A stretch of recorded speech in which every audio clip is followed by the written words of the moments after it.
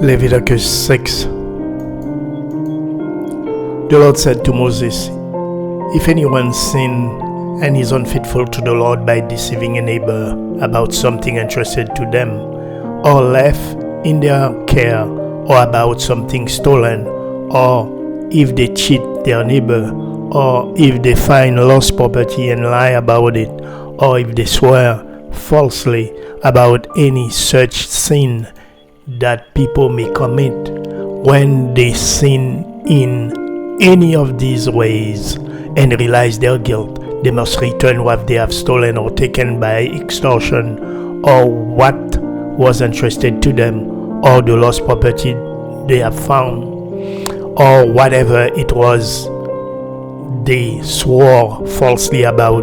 They must make restitution in full, add a fifth of the value to it, and give it all to the owner on the day they present their guilt offering.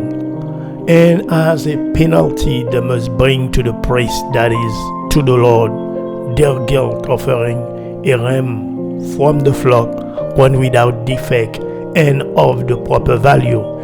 In this way, the priest will make atonement for them before the Lord, and they will be forgiven for any of the things they did that made them guilty.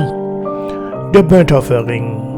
The Lord said to Moses, "Give Aaron and his son this command. These are the regulations for the burnt offering.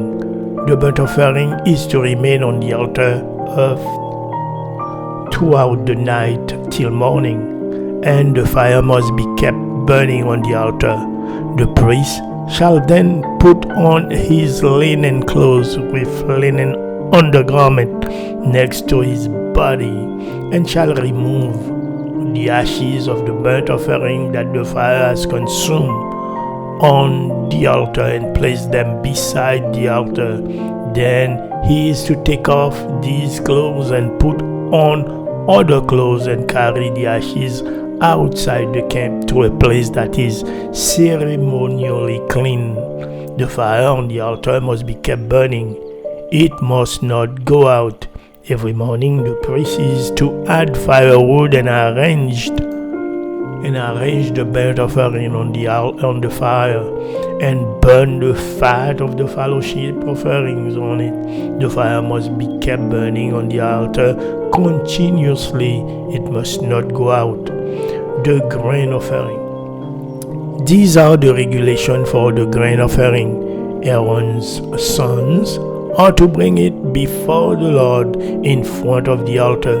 The priest is to take a handful of the fine flour and some olive oil, together with all the incense on the grain offering, and burn the memorial portion on the altar as an aroma pleasing to the Lord.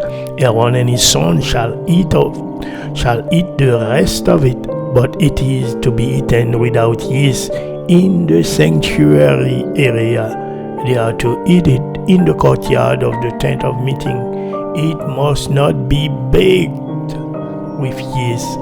I have given it as their share of the food offerings presented to me, like the sin offering and the guilt offering.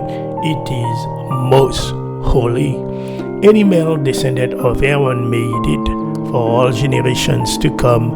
Is his perpetual share of the food offerings presented to the Lord. Whatever touches them will be holy." The Lord also said to Moses, "This is the offering Aaron and his sons are to bring to the Lord on the day he is anointed: a tenth of an ephah of the fine flour as a regular grain offering, half of it in the morning and half in the evening. It must be prepared with oil on a griddle. Bring it well mixed, and present the grain offering broken in pieces as an aroma pleasing to the Lord. The son who is to succeed him as anointed priest shall prepare it. It is the Lord's perpetual share, and is to be burned completely. Every grain offering of a priest shall be burned completely. It must not be eaten. The sin offering. God said to Moses, say to Aaron and his sons, these are the regulations for the sin offering. The sin offering is to be slaughtered before the Lord in the place of the burnt offering is slaughtered. It is most holy. The priest who offers it shall eat it. It is to be eaten in the sanctuary area, in the courtyard of the tent meeting. Whatever touches any of the flesh will become holy. And if any of the blood is spattered on a garment, you must wash it in the sanctuary area. The clay pot the meat is cooked in must be broken, and if it is cooked in a bronze pot, the pot is to be scoured and rinsed with water. Any male in a priest's family may eat it. It is most holy.